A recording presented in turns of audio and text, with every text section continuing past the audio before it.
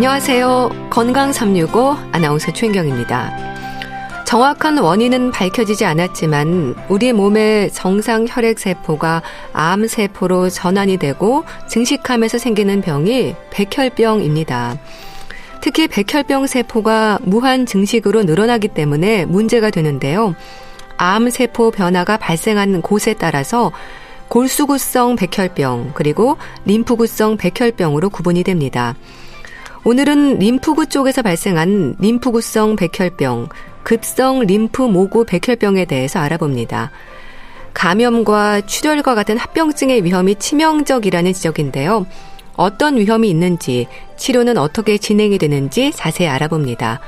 그리고 노인들의 독감 위험에 대해서도 살펴보겠습니다. 건강 365 스위스로우의 사랑한다는 말은 못해도 듣고 시작하겠습니다.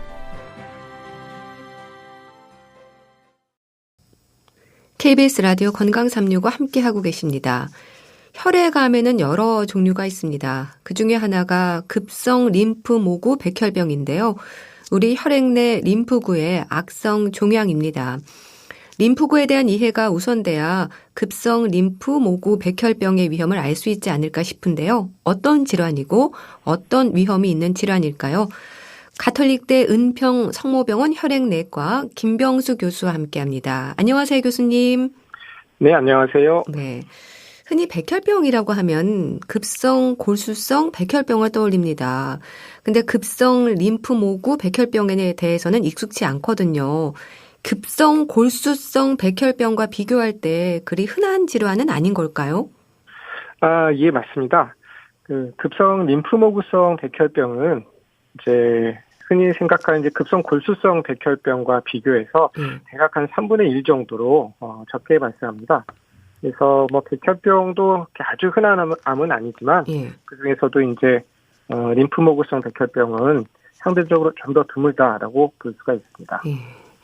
그럼 백혈병, 혈액암은 같은 의미로 볼 수 있습니까? 예, 혈액암이라고 하면 조금 이제 좀 포괄적인 좀 넓은 의미인데요. 그 혈액암 안에 급성 백혈병, 만성 백혈병, 림프종, 다발골수종 이런 여러 가지 혈액세포에서 기원하는 다양한 악성 질환을 포함하는 그런 개념이 혈액암이라고 할 수 있겠습니다. 예. 혈액암의 하나인 급성 림프모구 백혈병에 대해서 오늘 말씀 주실 텐데요. 혈액 내 림프구에서 유래하는 악성 질환이다. 이렇게 설명이 되던데 일단 림프구에 대한 이해가 좀 필요할 것 같습니다. 설명해 주세요. 네. 그 림프구도 이제 혈액 안에 있는 여러 많은 이제 혈액세포의 한 종류라고 할 수가 있습니다. 또 이제 림프구에도 이제 B 림프구와 T 림프구 이렇게 그 두 종류의 림프구가 있습니다. 그다음에 이제 혈액과 림프 조직을 순환하면서 이 림프구들은 외부에서 어떤 바이러스나 세균 이런 병균들이 침입을 했을 때 이들을 감지하고 이들을 이제 막아내는 그런 면역하는 역할을 하게 됩니다. 예.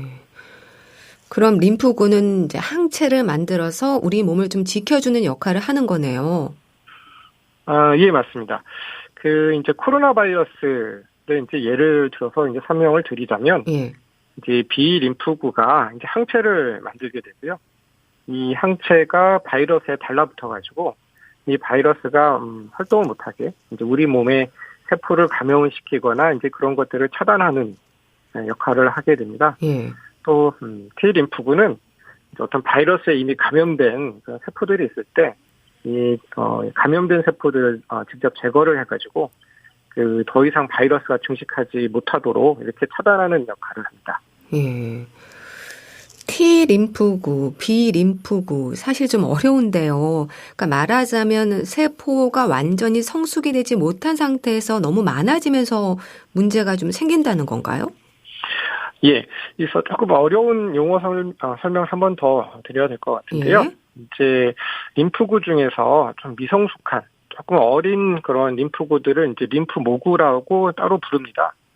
그래서 이 림프모구가 이제 처음 만들어지게 되면 어떤 이제 굉장히 정교한 훈련 과정을 거치게 되고요. 그래서 이런 훈련 과정을 통해서 이제 정말 제대로 병균을 차단할 수 있는 그런 이제 성숙한 림프구가 됩니다. 그래서 이 훈련 과정이 상당히 복잡한데 이 훈련 과정을 통해서 그 림프모구 중에서 좀 우수한 것들, 병균들을 좀 더 효율적으로 차단하는 것들은 이제 선택적으로 이제 활발하게 이제 증식을 하게 되죠. 얘네들은 이제 자꾸 이제 그 키워주는 거고, 어떻게 보면은 상대적으로 병균을 차단하는 효율이 떨어지거나, 반대로 우리 몸의 정상 세포에 뭔가 이제 문제를 일으킬 수 있는 그런 좀 잘못된 림프모구들은 이제 도태가 됩니다. 그래서 이제 그런 과정을 거쳐야 되는데, 어쨌든 어떤 이유로서든지 간에 이게 문제가 생겨가지고 잘못 만들어진 림프모구들이 이게 도태되지가 않고 무한 증식하게 되면은 이제 그런 것들이 이제 이런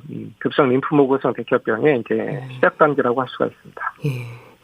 그렇게 되면 어떤 문제가 생기는 건가요?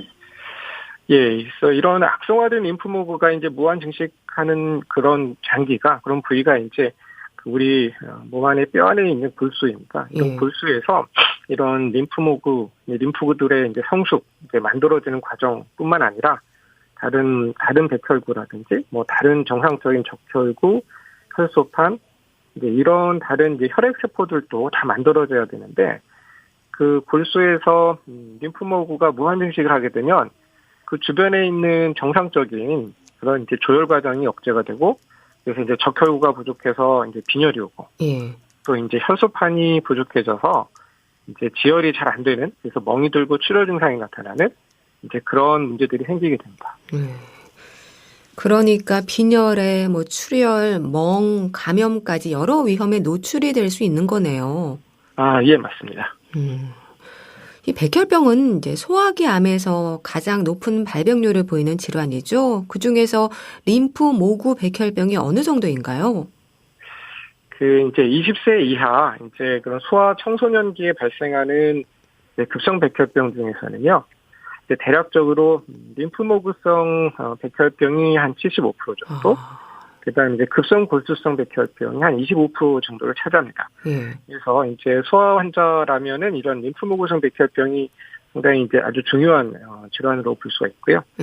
그다음에 급성 림프모구성 백혈병 환자를 이제 대상으로 말하자면 대략 한 절반 정도, 약간 50% 남짓이 20세 이하이고, 한 대략 50% 약간 안 되는 환자분들이 20세 이상이라고 할 수가 있습니다. 근데 여기서 급성이라는 단어가 붙는 건 왜 그렇습니까?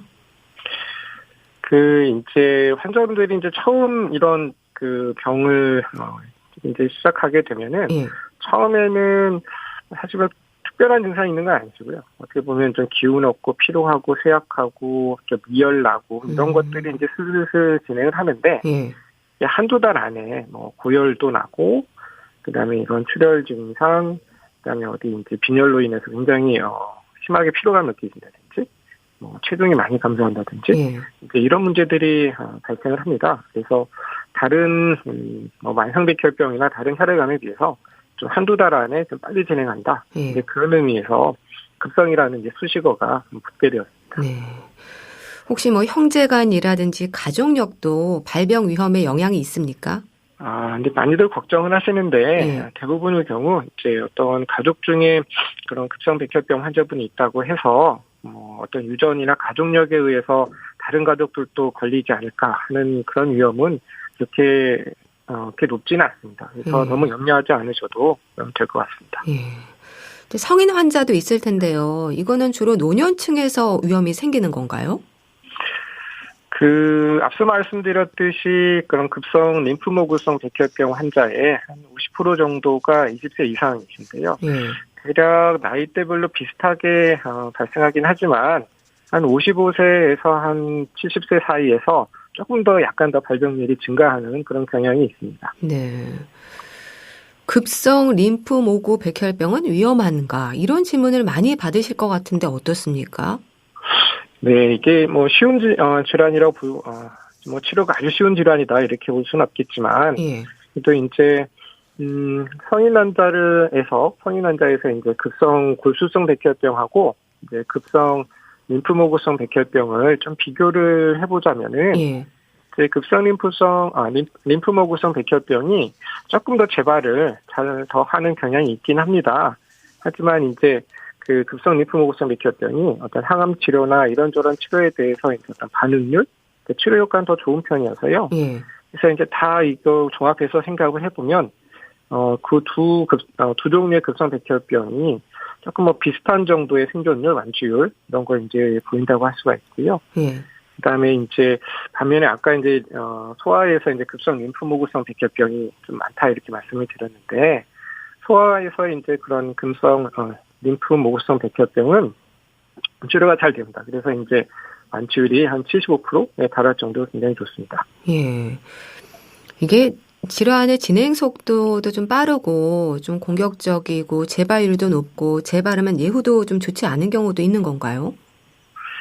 네, 그래서 아무래도 재발을 하면은 재발을 안 하시는 경우에 비해서 조금 이제 완치율이 내려갈 수밖에 없고 좀 더 이제 치료도 더 세지고 이제 그런 힘든 치료를 견뎌내시기가 좀 어려울 수도 있습니다. 그래서 여러 가지로 좀 심적으로나 환자 그걸 직접 견뎌내야 되는 환자들이 굉장히 어렵기는 합니다만 그래도 여러 가지 새로운 치료법들이 나오고 있고 그런 것들이 전반적으로 예전에 비해서 더 부작용도 줄고 그다음에 효과도 더 좋은 그런 경향들이 있기 때문에 좀 더 희망을 가지고 그다음에 이제 치료 임하시길 이제 말씀을 드립니다. 네.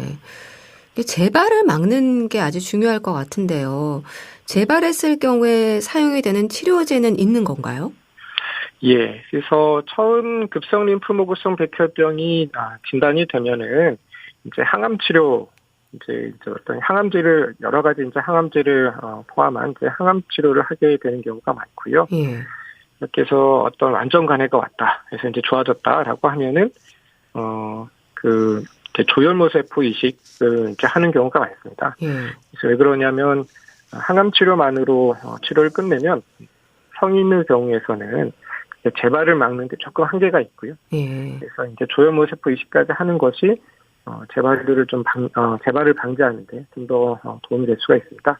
그래서 나이가 한 70세 이하이시거나 적절한 체력을 유지하는 분이라면 조혈모 세포 이식을 권하는 경우가 많습니다. 그리고 최근에는 몇 가지 이제 표적 치료제가 많이 도입되고 있고요. 그다음에 이제 면역 치료제도 도입이 되고 있어서 그런 항암 치료에 잘 안 들었거나 이식 후 재발하였고 하는 경우에도 이전에 비해서 여러 가지 이제 치료를 할 수 있는 그런 것들이 많이 늘었다고 볼 수가 있고요.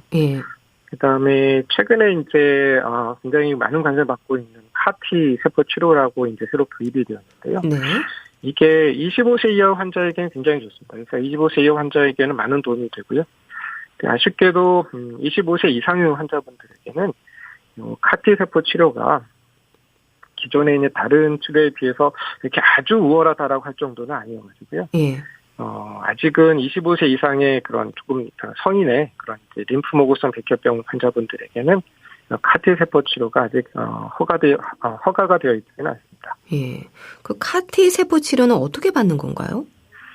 네, 이제 CAR-T 세포 치료는 이제 환자의 이제 림프구를 이제 어떻게 보면은 모아서 이제 환자의 혈액을 이제 세포를 모아주는 기계를 통과를 시키고 이제 그 기계가 이제 환자의 이제 림프구를 모아줍니다. 그 중에 있는 T 세포에다가 그러니까 백혈병을 공격할 수 있는 일종의 이제 탐지자 같은 거를 이식을 시킨다고 해야 되나요? 그래서 이제 그 백혈병 세포를 찾아서 달라붙을 수 있는 이제 그런 이제 탐지자 같은 거를 이제 환자의 T 세포에다가 이제 장착을 하고 이제 그렇게 한 거를 이제 CAR-T 세포라고 하는데 이제 그걸 다시 환자에게 주입을 하게 되는 이제 그런 치료입니다. 네.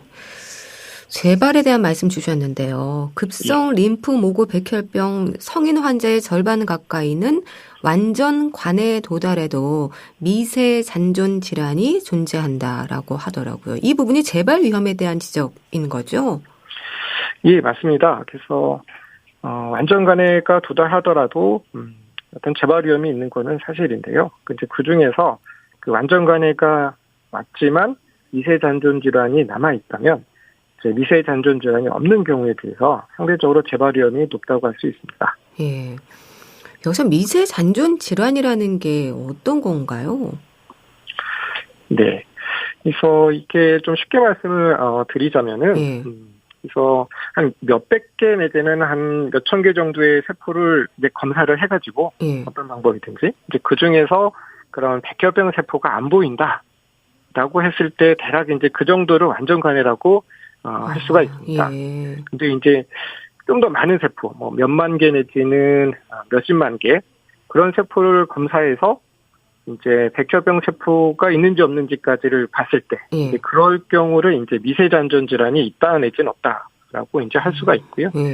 그래서 이제 어떻게 보면은 예전에 이전에는 그렇게 이제 몇십만 개나 되는 그런 그런 세포들을 한꺼번에 이제 검사할 수 있는 이제 기술이 없었기 때문에 어떤 이제 현미경으로 이제 몇백 개나 몇천 개 정도 되는 세포들을 쭉 보고 그 중에서 암세포를 찾았다고 한다면 최근에는 여러 가지 유세포 분석이나 이제 유전자 염기서열 분석 같은 좀 최신 기법들이 있으니까 이제 그런 것들을 이용을 해서 몇만 개나 몇십만 개 되는 이제 세포들을 한꺼번에 쭉 검사를 할 수 있게 됐습니다. 그래서 이제 그렇게 검사할 수 있게 되었고, 혹시 모르겠습니다. 그래서 미래에 좀 더 기술이 더 발전을 해서 몇백만 개, 뭐 몇억 개 이상의 세포를 한꺼번에 쫙 볼 수 있는 그런 이제 기술이 나온다면 아주 더 깊은 뭐 미세 잔존 질환 이런 용어가 나올지도 모르겠습니다. 네. 사실 말씀을 쭉 들으면서 참 이름들 용어들이 어렵다는 생각이 좀 드는데요.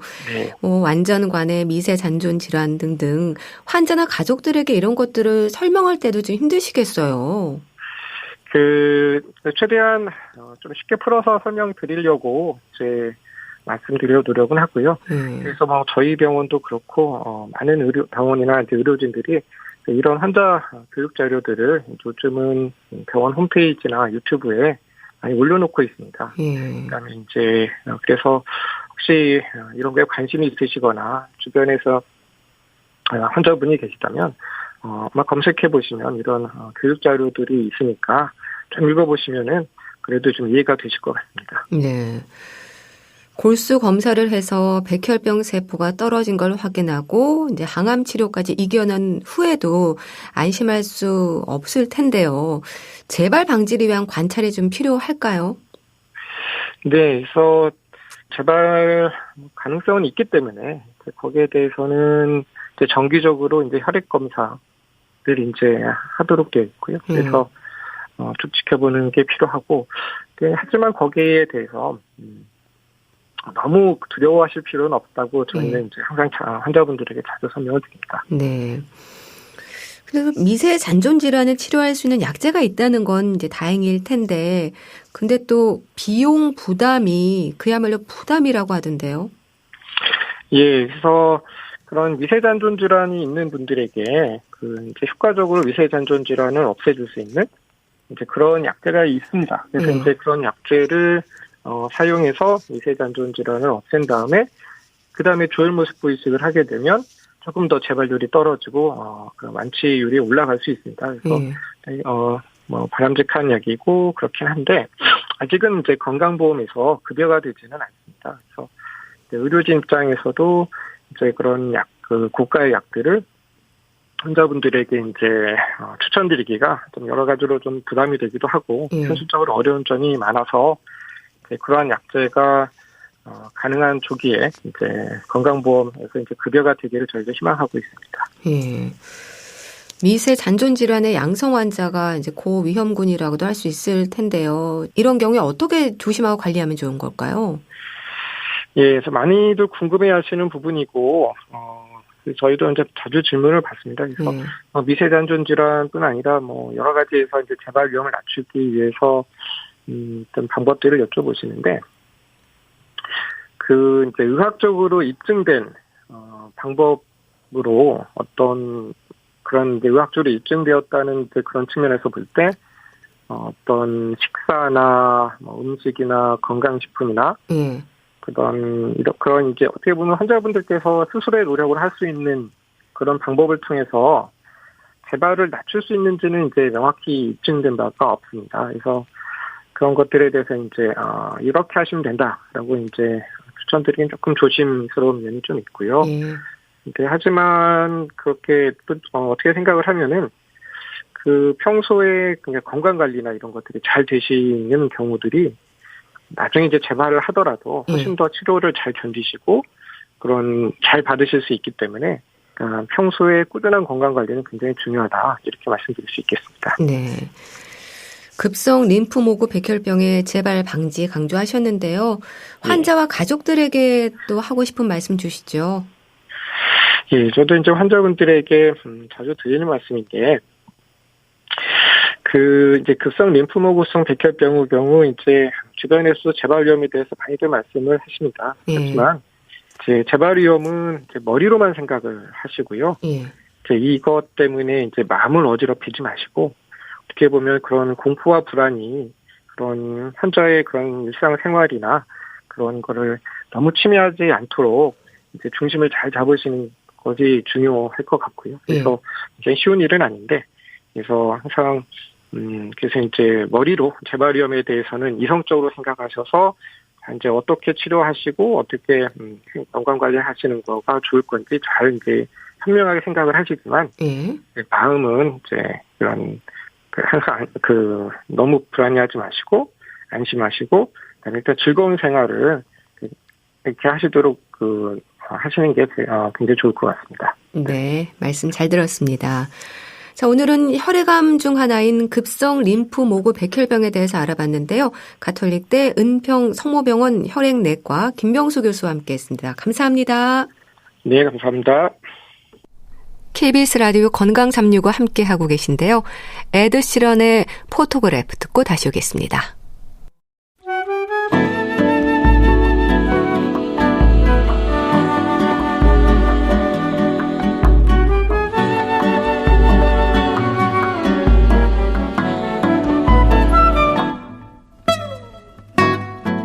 건강한 하루의 시작. KBS 라디오 건강365 최윤경 아나운서의 진행입니다.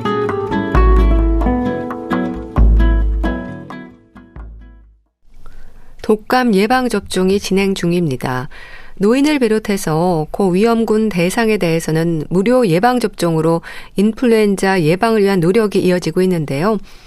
일교차도 크고 면역력이 떨어지기 쉬운 노인들은 특히 독감에 걸리지 않도록 조심해야 한다는 지적입니다. 대한의사협회 백현옥 부회장과 함께합니다. 안녕하세요. 네, 안녕하십니까. 무료 독감 예방접종, 특히 65세 이상의 노인들은 12월까지 진행이 되죠? 아유, 잘하십니다. 네. 그렇습니다. 독감이 보통 10월부터 그 다음에 한 4월까지 유행을 한다고 하거든요. 네. 그렇기 때문에 뭐 아주 짧은 기간 할 수도 없지만 또 너무 늦거나 너무 빨라도 되지 않는 거니까. 그래서 보통 그 대상자가 방금 말씀주신 노인이라든지 네. 또 어린이, 13세 이하 어린이, 임산부는 왜 인플루엔자 감염이 되면 중증화가 되기 쉽잖아요. 예. 그래서 그 대상으로 국가에서 무료 예방접종을 하는데 노인의 경우는 이미 시작을 했고요. 그 기간이 12월 31일까지 시행하니까요. 위탁 의료기관으로 지정된 가까운 동네 병원이나 의원 혹은 보건소를 이용하시면 됩니다. 네. 노인들은 고위험군으로 지적이 되는데요. 독감 위험에 있어서 노인들이 특히 조심해야 하는 이유랄까요? 독감 인플루엔자는 감염이 됐다 하면은 우선 폐렴합병증 굉장히 심하잖아요. 네. 그거 외에도 사실은 심혈관 질환이나 이런 쪽의 합병증도 역시 위험도가 올라가는데 폐렴 발생 위험도를 뭐 최대 막 100배까지라고 얘기할 정도로 그렇게 치명적이다라고 얘기를 하거든요. 특히나 연세가 높아지셨으니까 면역 체계가 안 그래도 좀 약화돼 있잖아요. 네. 그러니까 감염병에 취약한 그 고령자의 특성이 있는데 또 이분들이 각종 만성 질환을 많이 갖고 계시거든요.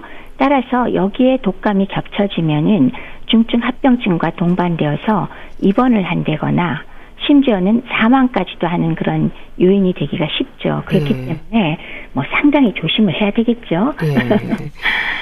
이 독감 예방접종을 마친 어르신들도 많겠지만요. 이제 아직 접종을 미루는 분들도 있을 텐데요. 어디서 맞아야 하나 생각하는 분들도 있을 것 같습니다. 좀 알려주세요. 네, 맞습니다. 보통 이제 가까운 병원이나 의원의 경우도 위탁 의료기관으로 지정된 경우에 맞으실 수 있고요. 그다음에 그 외에는 보건소를 이용하실 수 있습니다. 근데 이거 어디서 그러면 우리 동네만 가서 맞을 수 있나? 아니면 어디서 맞을 수 있는지 확인하는 데가 어디가 있지 궁금하시잖아요. 질병관리청에 예방접종 도우미 누리집이라는 게 있습니다. 그냥 질병관리청 안 치셔도 되고요. 예방접종 도우미 누리집 이곳으로 들어가시면 지정되어 있는 병의원과 보건소를 확인할 수가 있고요. 여러분들의 주소와 전혀 관계없이 전국 어느 곳에서나 접종이 가능합니다. 다만 안전한 접종을 위하고 또 잘못 접종하는 걸 피하기 위해서 신분증은 지참해 주셔야 된다라고 말씀을 드립니다. 아무래도 감기 기운이라든지 이제 몸 상태가 좀 안 좋은 날은 피해서 맞아야겠죠. 그렇죠. 더군다나 연세가 높은 상태에서 내가 열이 난다거나 이열이라도 감기 기운이 있거나 몸 상태가 안 좋은 날의 경우는 독감 예방 접종 자체가 물론 비활성 예방 접종이기 때문에 활성화되지는 않는 것이지만은 그럼에도 불구하고 부작용이 생길 확률이 높겠죠. 그런 날은 피하셔서 열 안 나고 좀 편안한 날 정해서 맞으시기 바랍니다. 또 독감 예방접종을 미루는 분들 중에는요. 이상 반응을 걱정하는 경우도 있을 텐데요. 아직 접종하지 않은 분들 중에 좀 상담이 필요한 부분이 있을까요? 다른 거는 뭐 예방접종 다른 종류하고 마찬가지로 왜 맞고 나면은 국소적으로 아프거나 뭐 가렵거나 전신적인 가벼운 발열, 뭐 이런 거 통증 이런 것들은 뭐 어느 예방 접종도 공통적으로 생기는 거라서 특별히 뭐 상담을 필요로 하거나 그런 경우는 아니지만은 그러니까 달걀에 과민한 사람들이 있지 않습니까? 아마 성인의 경우는 드물지만은 0.2% 정도는 그래도 있다고 하고요. 어린이의 경우, 소아의 경우 굉장히 흔하다고 하는데 이 달걀 알레르기가 있는 분들의 경우는 반드시 상담을 좀 해보시고 중증의 그 부작용이 나올 수 있는 가능성이 있는 분은 종류를 바꾸셔야 되기 때문에 꼭 상담을 하실 필요가 있습니다. 달걀 알레르기가 왜 문제가 되는 건가요? 독감 백신, 인플루엔자 백신은 생산 방식에 따라서 그 닭의 유정란에 배양하는 백신이 사실 이게 가장 흔합니다. 그 한 가지가 있고 또 하나는 동물 세포를 배양해서 백신하는 만드는 두 가지 종류로 구별이 됩니다. 이런 닭의 유정란 백신의 경우는 그 인플루엔자 바이러스를 유정란에다가 배양한 다음에 그렇게 해서 증식한 바이러스를 추출해서 백신을 만들거든요.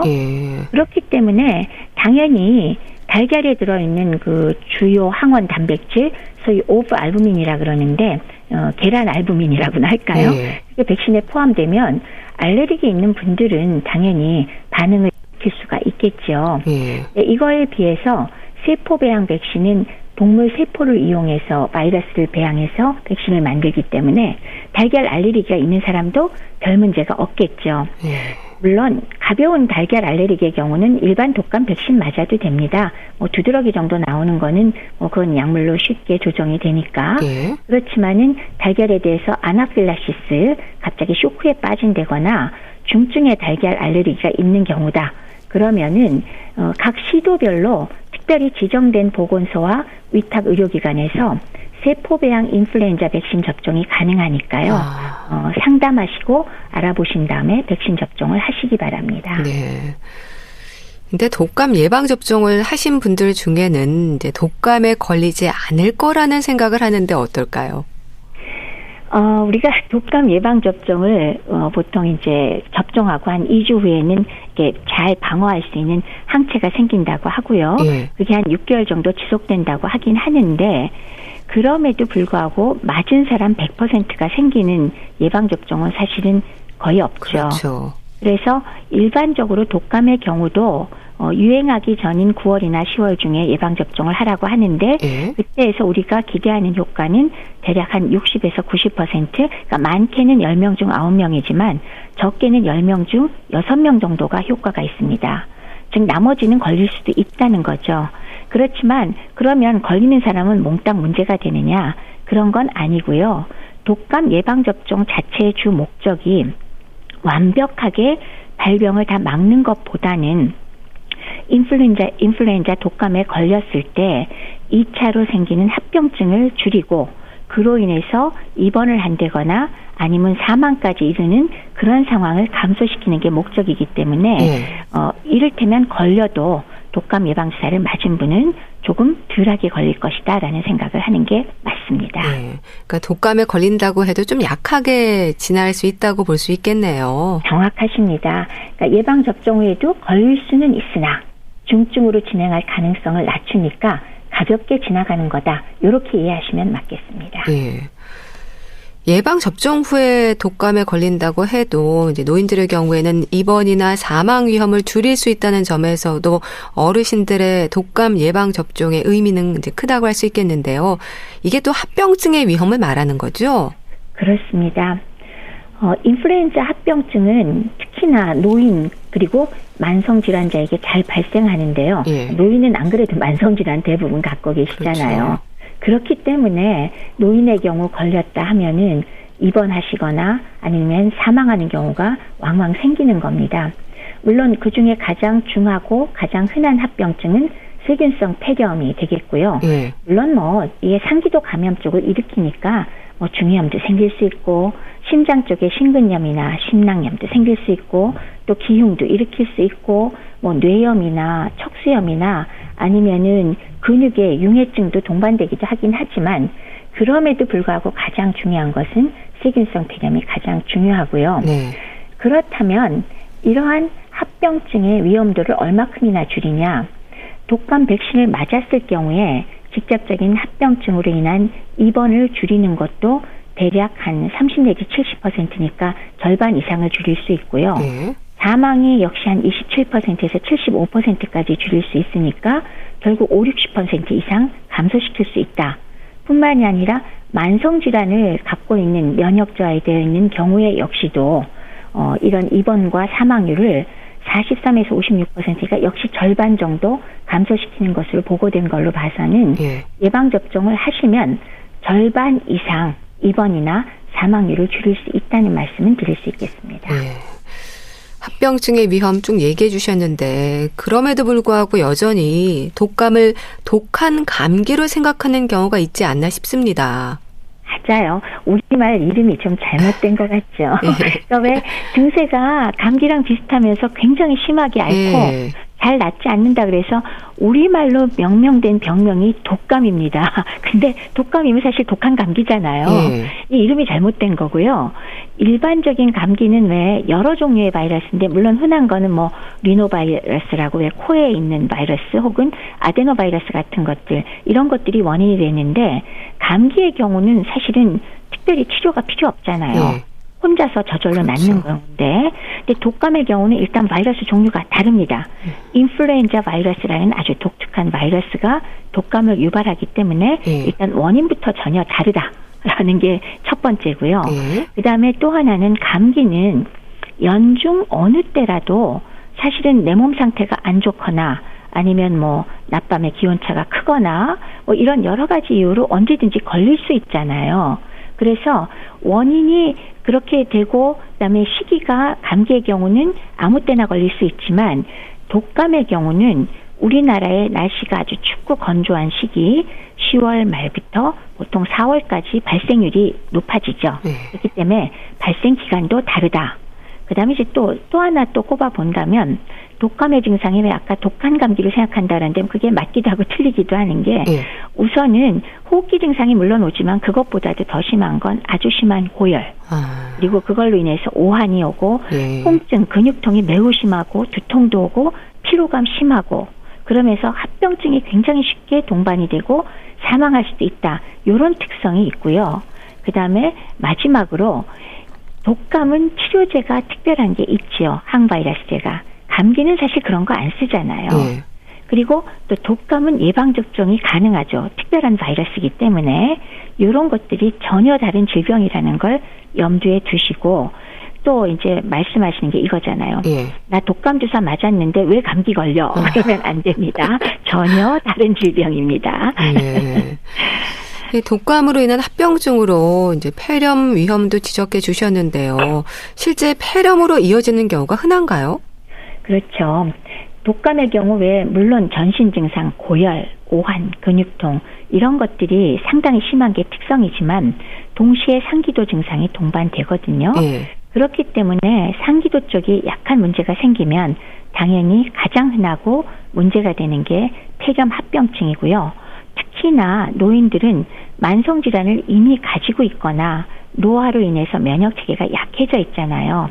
그래서 폐렴으로 넘어가기가 더 쉽고 특히나 만성 폐질환 같은 경우는 뭐 두말하면 잔소리죠.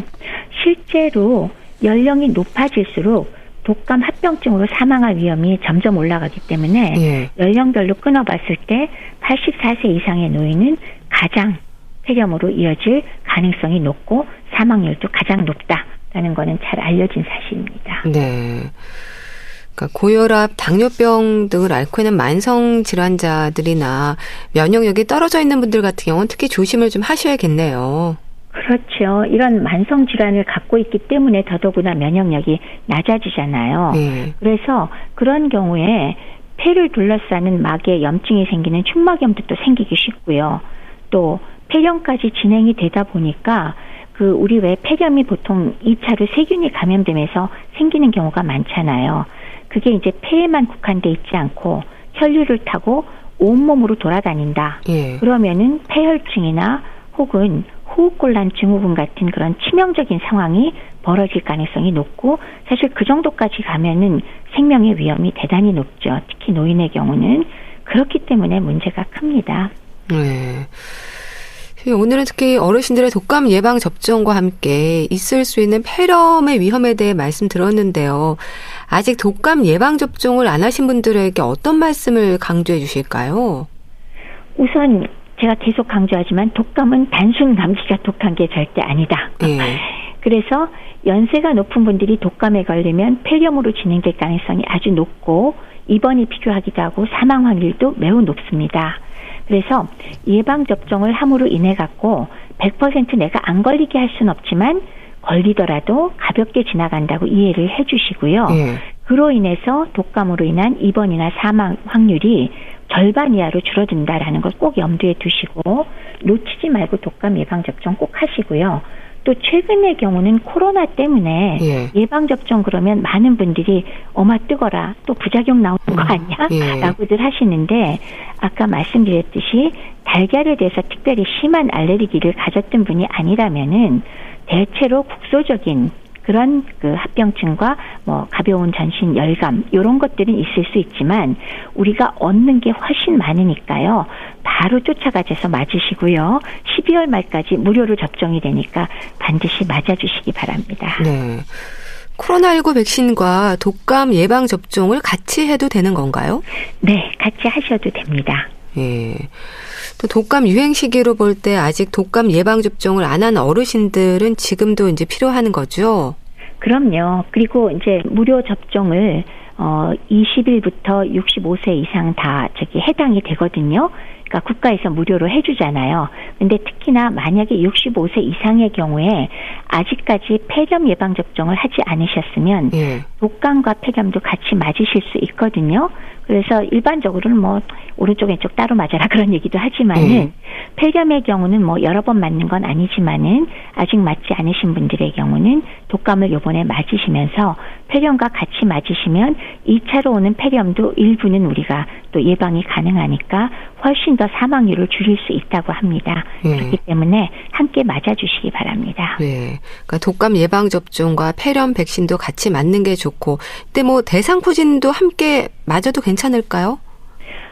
근데 대상포진도 불가하진 않은데요. 너무 많이 맞지 마시고 그거는 급한 거 아니니까 조금 여유를 두고 맞아주시기 바랍니다. 너무나 많은 걸 맞으시면 이게 부작용이 생기거나 그랬을 때 사실 좀 골치가 아파요.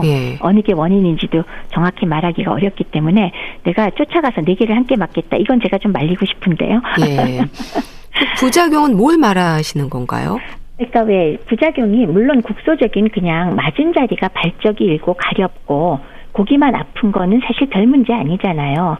근데 어쨌건 전신 증상, 그러니까 발열이나 두통이나 몸살 기운 이런 것들은 어떤 예방접종도 다 가능하거든요. 네. 그렇긴 해도 내가 좀 더 민감한 예방접종이 있을 수가 있고 아닐 수가 있는데 대상포진 같은 경우에 꼭 이 시기에 동시에 맞는 거는 제가 오히려 이거는 안 권해드리고요. 네. 그래도 2주나 뭐 이 정도는 간격을 띄고 맞으시기를 권해드립니다. 네. 그리고 독감 예방을 비롯한 감염병 위험을 막기 위한 방법, 개인 위생에 대한 부분도 잘 지켜야 될 것 같은데 신경 써야 하는 생활 습관도 짚어주세요. 우선은 우리가 지난 2년 반 넘는 시기에 코로나에 사실 연습 많이 했습니다. 기본적으로 이런 식의 감염 질환에 우선 해야 될 일이 뭐죠? 네. 손을 자주 씻어야 됩니다. 네. 손을 통해서 감염되는 게 굉장히 많거든요. 손으로 인해 가지고 코나 이런 점막에 닿기 때문에 바이러스가 닿기 때문에 감염되는 경우가 많으니까 손위생 가장 중요하고요. 필요할 때는 마스크 착용을 여전히 하실 필요가 있습니다. 특히나 유행 시기에 사람이 많이 모이는 곳은 피하시거나 가시게 되면 마스크를 착용하는 게 예방에 굉장히 도움이 되겠죠. 그리고 또 평소에 면역력을 유지 강화하기 위해서 충분한 수분 섭취 그리고 영양 섭취 하시고요. 규칙적인 운동 항상 해주시기 바라고 그다음에 술을 많이 드시거나 음주를 한다거나 흡연을 한다거나 이런 것들을 모두 삼가시는 게 좋겠습니다. 그리고 아울러서 겨울철에는 문을 닫고 지낼 때가 많으니까 환기 자주 하시고요. 실내의 온도와 그리고 건조하기 쉬우니까 습도를 유지해 주려는 노력도 함께 해주시면은 독감뿐만이 아니라 많은 환절기 및 겨울철에 감염병을 상당히 막을 수 있겠습니다. 네. 면역력을 키우는 부분에서 이제 식사, 영양도 좀 살피는 게 중요하겠죠. 그럼요. 우선 첫 번째는 점막을 좀 촉촉해 줄 필요가 있어요. 충분한 수분 섭취 굉장히 중요해서 우리가 보통 식사 이외에 하루에 가급적이면 1.5리터 이상 한 2리터 정도 물을 드시라고 권하는데 특히 건조한 겨울철에는 정말 중요한 것 같습니다.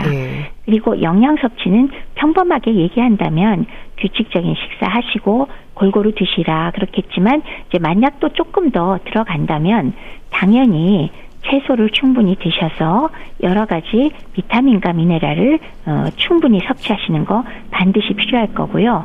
아울러서 운동과 함께 충분한 질 좋은 단백질 섭취하셔서 근육 양도 잘 유지하셔야 건강을 유지하시기에 훨씬 도움이 됩니다. 네. 수분 섭취 이제 중요하다고 하셨는데 노인들은 사탕으로 침 분비를 좀 늘리시던데요. 이런 부분도 도움이 될까요? 당분이라서 걱정도 되는데요. 네, 당분이라는 점이 일단 가장 마음에 안 드는 부분이고요. 아시다시피 단순 당이기 때문에 물론 아주 못 드시는 분들이 그거마저도 일종의 열량과 칼로리를 제공하는 거니까 절대 금기라고 말하기는 좀 어렵지만은 그래도 제가 사탕을 너무 많이 사용하시는 거는 그렇게 권해드리지는 않습니다. 물 충분히 드시고요. 그리고 바른 자세 취하시면은 역시 입에 수분이 부족하거나 침 부족, 눈물이 적게 나오는 것도 좀 더 바른 자세로 목을 반듯하게 했을 때 혈액순환이 잘 되면서 원활해지거든요. 그렇기 때문에 사탕 너무 활용하지 마세요. 하루에 한두 번 드시는 거는 말씀 안 드리겠습니다. 네, 말씀 잘 들었습니다. 자, 오늘은 독감 예방 접종과 관련해서 자세히 알아봤는데요. 대한의사협회 백현옥 부회장과 함께했습니다. 감사합니다. 네, 고맙습니다. 리인의 마이 데스티니 보내드리면서 인사드릴게요. 건강365 아나운서 최인경이었습니다. 고맙습니다.